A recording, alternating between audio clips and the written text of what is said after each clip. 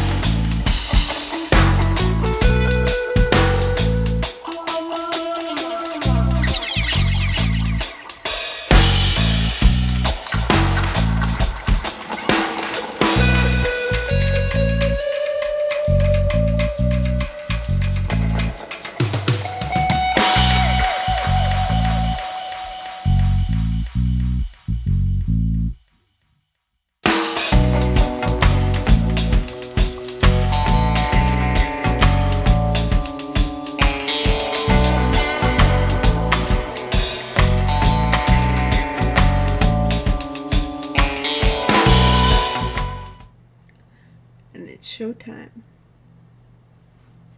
And this is the finished look.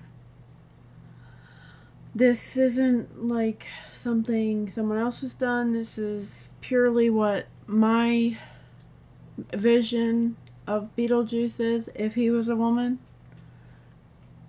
And